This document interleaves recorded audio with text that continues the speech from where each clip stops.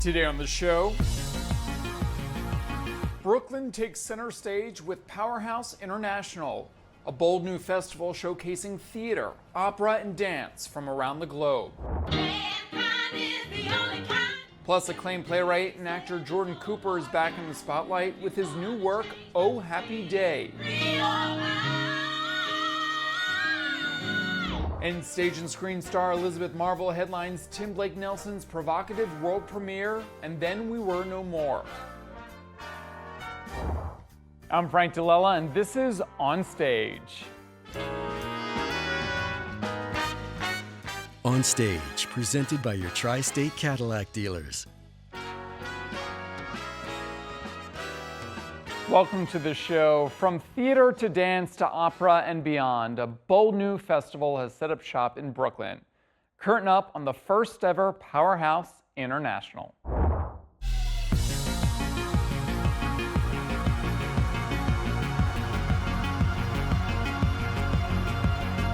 Powerhouse International, curated by Tony Award-winning producer and artistic director David Binder, is a one-of-a-kind arts festival.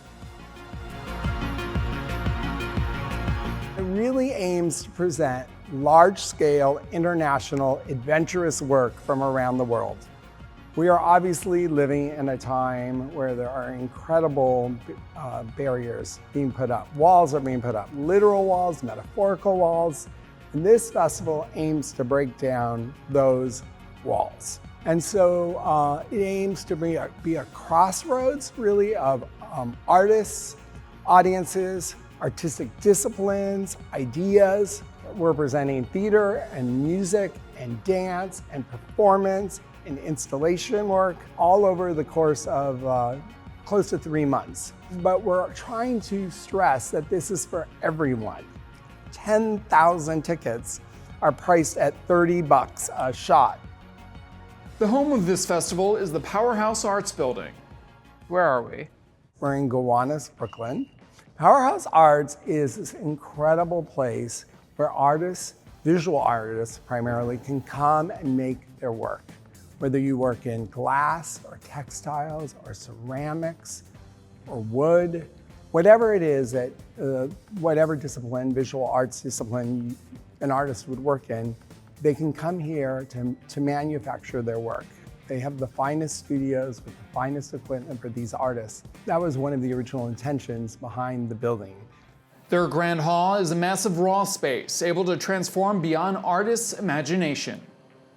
I brought so many people who've lived in the neighborhood and they didn't even know it existed. We're in the middle of a city block, so even though we're on 3rd Avenue in Brooklyn, you can pass right by it and it's kind of hiding behind a storage facility. And to get here, you come down a long driveway and boom, there's this incredible building.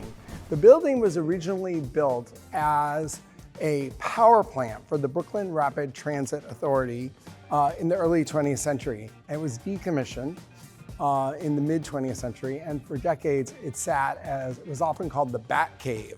In this building there were squatters and there were raves, and the entire inside of the building was graffitied. And so when the building was renovated just a few short years ago, Herzog and Demeron, who knows something about transforming power plants because they of course did the Tate Modern, formerly a power plant. They left in London. In London, yep. And they left all the graffiti here inside. So it's quite spectacular. Over the course of the next 3 months, Powerhouse International will host a dozen different innovative productions. When I came into this building a couple of years ago and I took a look at the building and I saw its graffiti-clad walls and its mammoth grand hall, 20,000 square feet of space, I thought, well, there's only one show that could open this building, and that was Skate Park, which I had seen a few years prior in Paris. It's perfect because it represents so many of the ideas that the festival is trying to do. And I'm sure these kinds of scenes actually happened in this building for decades when it was not used. Skate Park was the first show to take place in late September, created and choreographed by Mette Ingvartsen. The skate park is for me really a piece about being in public space, what it means to coexist in public space. It's not an easy moment to bring international work to the US. And the group is also already very international in itself, because although we all live in Brussels, there are also Fouad, who's from Morocco, there's Julia from Spain, there's Thomas from France. So we are like actually coming, I'm from Denmark, so we are already quite, let's say, diverse international group. So that's also one of the things we've been working on in the piece, how to create a kind of inclusive space where there's room for all these differences. How is this choreographed? And is this choreographed? Or is it Yes. just, is there improv? The piece is actually choreographed. It's on a very tight timeline. We have, let's say, a musical track that is running, but there's also live music being played, or live voices that are being sung on top of the soundtrack. So there's a whole kind of series of specific choreographic scores to follow. And then, of course, you never know. You never know when the board takes off. Right. You never know when you need to jump because someone is about to crash into you. So there's also this, let's say, element of danger, well, also agility, because for me that's the beautiful thing about watching these movements on wheels, is the speed and the thrill that this creates. It's really exciting both to do and to watch. And how do you like being here? I'm for the first time spending time in Brooklyn, which is calmer than where I've been before in Manhattan. So I'm enjoying it a lot. So David, we are not in the theater district. Yeah. We are way beyond the theater district. We're here in Brooklyn. How does it feel bringing world-class art and theater and dance to this part of the city? I think the difference is that it asks for the audience to have a little bit more of an adventurous spirit, to go the extra mile.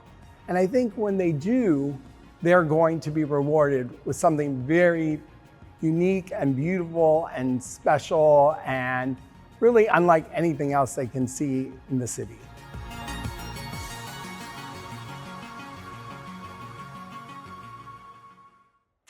And one of the things I'm looking forward to in December at Powerhouse International is a piece from Beyoncé's choreographer Amari Marshall, who is presenting something called The Imagining, which will feature 60 of New York City's fiercest street dancers. For the full schedule of shows playing at Powerhouse International and for tickets, go to festival.powerhousearts.org. All right, it's time for a quick break, but coming up next, stage and screen star Elizabeth Marvel returns to the New York theater scene in Tim Blake Nelson's And Then We Were No More. But first, it's time for our onstage IQ. See you at the other side of the break.